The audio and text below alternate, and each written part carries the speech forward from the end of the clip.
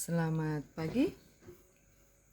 Kita bahas tentang sudut-sudut yang dibentuk oleh dua garis sejajar.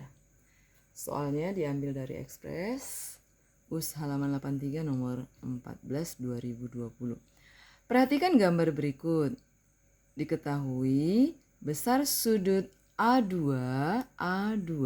berarti sudut di sini 6x tambah 8. Dan besar sudut B6 berarti di sini 8x kurang 18. Jika garis A dan garis B sejajar, ini dikasih tanda panah artinya sejajar, tentukanlah besar masing-masing sudut. Arti di sini kita lihat di garis yang sejajar, ada dua garis sejajar dipotong oleh sebuah garis, maka akan terbentuk 1, 2, 3, 4, 5, 6, 7. Ada 8 sudut di titik A dan di titik B. Nah, kita disuruh untuk menentukan besar masing-masing sudut tersebut dengan syarat yang diketahui bahwa sudut A2 6x tambah 8 dan sudut B6 8x kurang 18. Nah, sebelum kita membahas soalnya, kita harus ketahui dulu bahwa apabila dua buah garis sejajar dipotong oleh sebuah garis, akan terbentuk 8 sudut. Nah, dari 8 sudut itu akan ditemukan jenis-jenis sudut. Nah, jenis sudut yang pertama yang muncul di situ adalah kita sebut sebagai sudut sehadap. Sudut sehadap. Apa itu sudut sehadap? Sudut sehadap itu adalah sudut yang seletak, yang posisinya sama.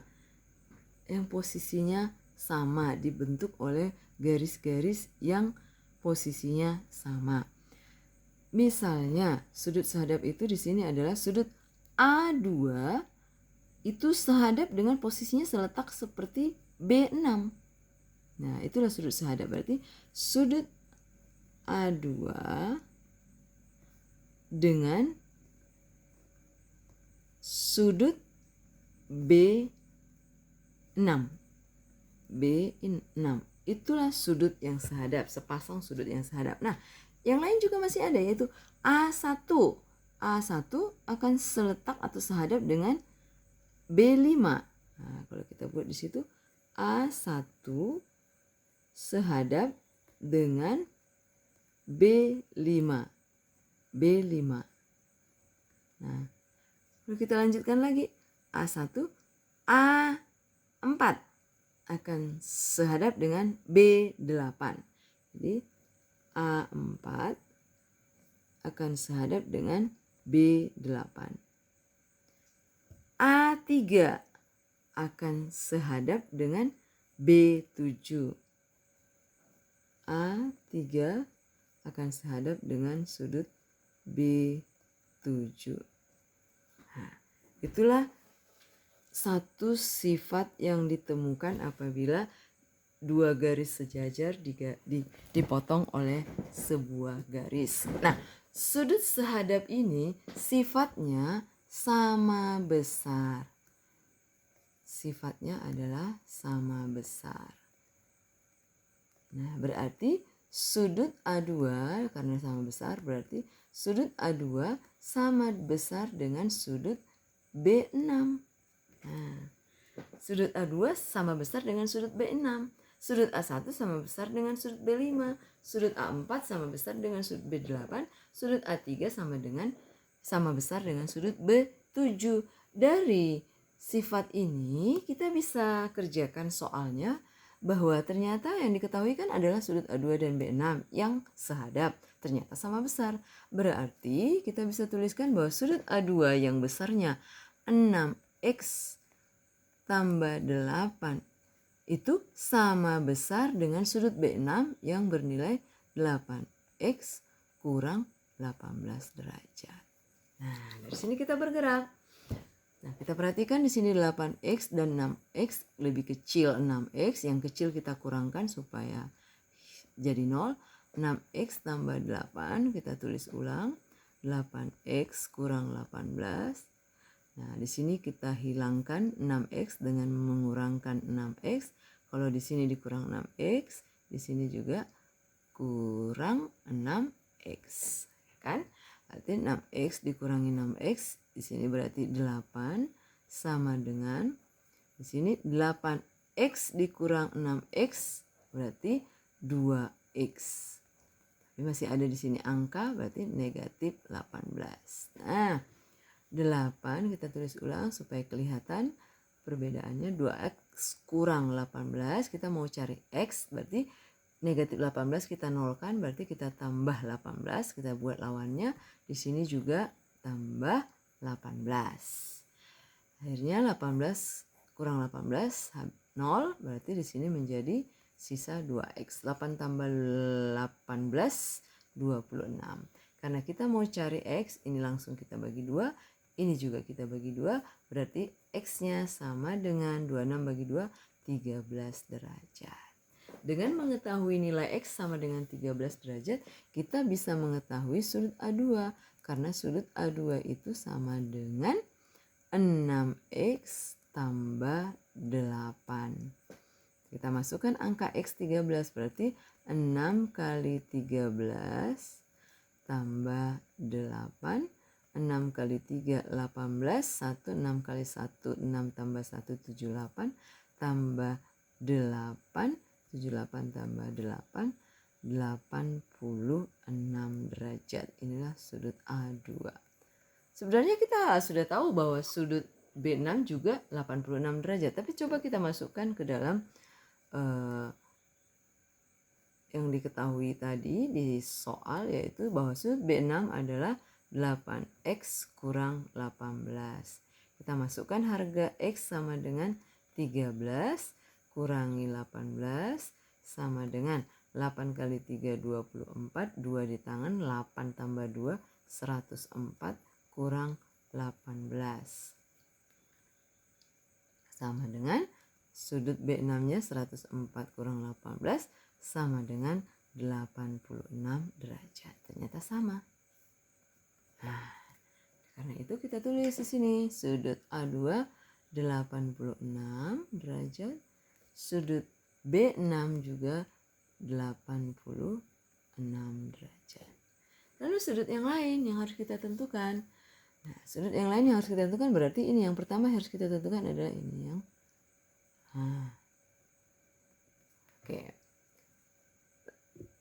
86 derajat sudut A2 ditambah sudut A3, kalau kita tambahkan itu akan membentuk garis lurus. Nah, kalau membentuk garis lurus berarti sudutnya itu jumlahnya 180 derajat. Jadi sudut A2 kita tulis di sini, sudut A2 ditambah dengan sudut A3 jumlahnya itu harus 180 derajat karena merupakan sudut lurus.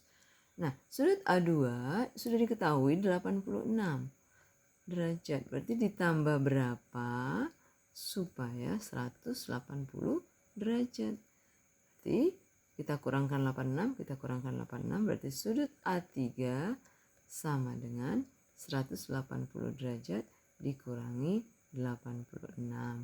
Berarti sama. Sudut A3-nya juga 86 derajat. Betul? 180 dikurangi 86, bukan 86 derajat tapi 94 derajat. Berarti di sini sudut A3-nya, sudut A3, ini sudut A3, sudut A3-nya sama dengan 94 derajat. Ini juga berarti B7 94 derajat. Lalu kita ingat sifat sudut yang bertolak belakang. Sudut A2 bertolak belakang dengan A4. Ya. Berarti karena dia bertolak belakang sudutnya sama besar. Perhatikan sudut A2 sama besar dengan sudut A4. Berarti sama-sama 86 derajat. Sudut A3 bertolak belakang dengan sudut A1. Berarti ini sama dengan A3, yaitu sama dengan 94 derajat. Demikian juga seperti ini. Ini berarti 86 derajat. Berarti ini sama dengan 94 derajat. Jadi semua sudut-sudut yang lain sudah diketahui. Nah, ada hal lain yang perlu selain soal yang sudah terjawab, masing-masing sudutnya sudah terjawab, ada hal lain yang perlu Ibu tambahkan di sini bahwa sudut yang terjadi pada keadaan seperti ini apabila dua garis sejajar dipotong oleh sebuah garis, pertama tadi akan terbentuk sudut sehadap. Yang kedua, akan terbentuk sudut dalam. Nah, sudut dalam. Apa itu sudut dalam? Sudut yang berada di dalam dua garis sejajar tersebut. Seandainya ini adalah garis sejajar A dan B, di dalam mereka berdua, di antara mereka berdua, nah ini artinya sudut-sudut yang ada di dalam. Ini adalah sudut-sudut yang berada di dalam garis A dan B, yaitu garis yang mempunyai sifat sejajar. Nah, sudut-sudut yang ada di dalam dua garis sejajar itu sudut apa saja, yaitu A3, A4, B5, dan B6. Ada 4. Ini ada 4 sudut yang berada di dalam garis sejajar, di antara dua garis sejajar. Ya. Sudut itu dinamakan sudut dalam. Tapi sudut dalam juga masih dibagi dua, berarti sudut dalam sepihak dan sudut dalam sudut dalam sepihak dan sudut dalam berseberangan. Nah, yang sudut dalam sepihak ini yang harus kita lihat dulu, yaitu sudut yang di dalam yaitu A3. Nah, sudut dalam sepihak ini, sudut dalam sepihak, sudut A3-nya dia sepihak dengan B6. Apa itu artinya sepihak? Sama-sama berada di sebelah kanan garis yang memotong itu. Itu namanya sepihak dalam atau dalam sepihak. Itu sudut A3 dengan sudut B6. Itulah pasangannya. A3 itu dengan sudut B6. Tuh. Nah, ada lagi sudut dalam yang sepihak, yaitu sudut A4 di dalam garis dan sepihak dengan B5. Berarti sudut dalam sepihak yang satunya lagi A4 dengan sudut A4 dengan sudut B8. Itulah sudut dalam sepihak. Nah, selain sudut dalam sepihak akan terbentuk lagi satu sudut lagi yang masih di dalam. Itu namanya sudut dalam, masih sudut dalam namanya karena berada di antara dua garis yang sejajar tadi, yaitu masih sudut dalam. Tapi bukan sepihak yang akan muncul, tapi seberang. Masih di dalam, yaitu A3, A4 itu di dalam, B5 dan B6 di dalam atau di antara garis A dan B. Nah, A3 disebut sudut dalam berseberangan dengan B5. Apa itu yang berseberangan? Satu di sebelah kanan, satu di sebelah kiri. Tapi berada di antara dua garis. Itu namanya sudut dalam. Berarti sudut dalam itu sudut dalam berseberangan. Ini namanya sudut dalam berseberangan. Nah, sudut dalam berseberangan itu A3, kita ambil contohnya A3 dengan dia berseberangan dalam dengan sudut B.